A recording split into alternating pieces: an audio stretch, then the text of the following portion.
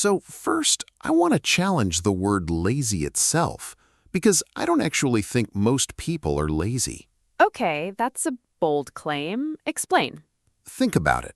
When you're being lazy about a work project, are you also lazy about texting your friends back, or scrolling for 2 hours, or cooking an elaborate dinner instead of the thing you're avoiding? No, actually. I'll avoid writing a report for 6 hours and somehow have the energy to deep clean my entire kitchen. Exactly. That's not low energy, that's misdirected energy. What we call laziness is usually one of a few things: fear of failure, feeling overwhelmed, not knowing where to start, or just the task not being rewarding enough compared to the alternative. So it's not a character flaw, it's a signal. Right. And once you start treating it as a signal instead of a moral failing, everything changes, because now you can actually solve the real problem instead of just beating yourself up. I love that reframe already. Okay, so let's talk about what's actually going on underneath it.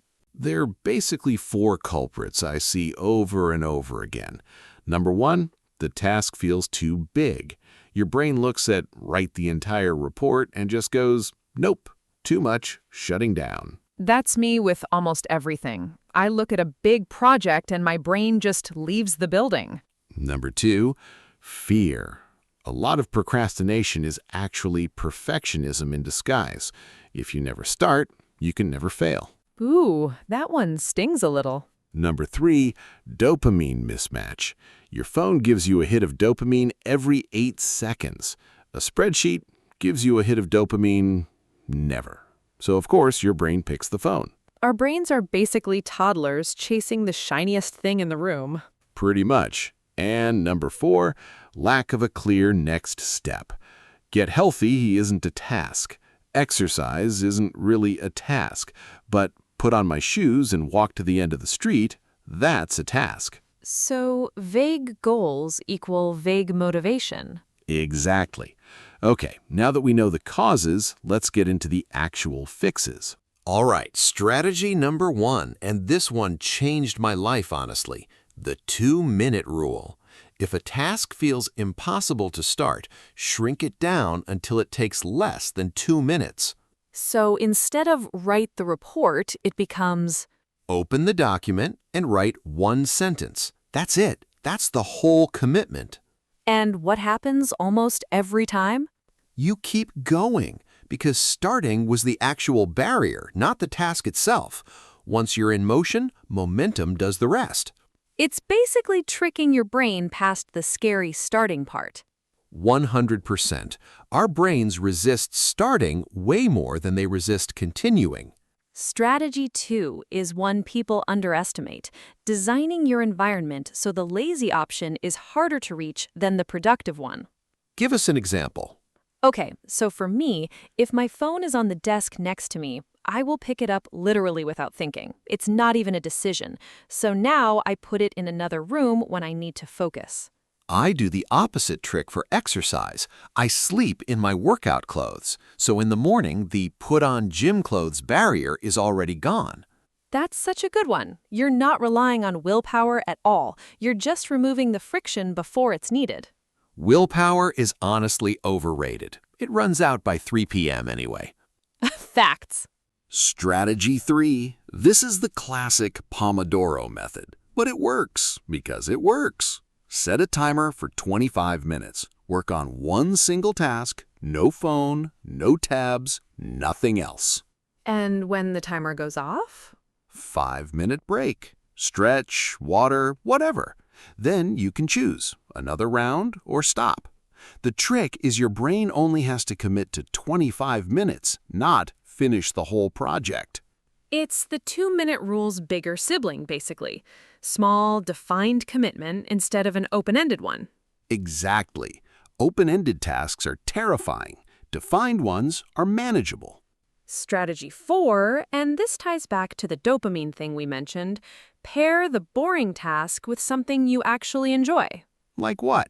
I only let myself listen to my favorite podcast, no offense to us, while I'm doing laundry or answering emails, so my brain starts to associate the chore with something pleasant. That's basically habit stacking with a bribe built in. Exactly. You're not fighting your brain's love of dopamine, you're just redirecting it toward the task you're avoiding. I do something similar. I only allow myself a fancy coffee if I've already done my hardest task of the day. It's a built-in reward system. Okay, last strategy, and honestly, it might be the most important one. When you do slip up and procrastinate, don't spiral about it. Say more. There's actual research on this.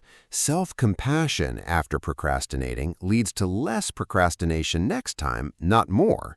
Guilt makes you want to avoid the task even harder because now the task is tangled up with feeling bad about yourself. So beating yourself up is literally counterproductive. Completely. The goal isn't to never procrastinate again. That's not realistic for any human being. The goal is to catch yourself faster each time and get back on track without the guilt spiral. That's honestly such a relief to hear because I definitely have days where none of these tricks work and I just don't do the thing. And that's fine. One off day doesn't undo your progress. It's the pattern over weeks and months that matters, not any single afternoon. Okay, let's recap real quick for anyone who wants the cheat sheet. 1. Shrink the task down to 2 minutes to beat the starting barrier. 2. Design your environment so the productive choice is the easy choice. 3. Use short, defined focus sprints instead of open-ended work sessions. 4. Attach a small reward or something enjoyable to the boring task. And 5. When you slip up, forgive yourself quickly and just start again. Laziness isn't really the enemy here. It's usually fear, overwhelm, or a boring task versus a fun distraction. Once you see it that way, it stops feeling like a personality flaw and starts feeling like a puzzle you can actually solve. That's our episode for today. If you tried any of these, let us know which one worked for you in the comments. And if you're watching this instead of doing the task you've been avoiding, no judgment, but maybe pause us and go do that one sentence. Call back. I love it. Thanks for hanging out with us. We'll see you in the next one. Bye, everyone!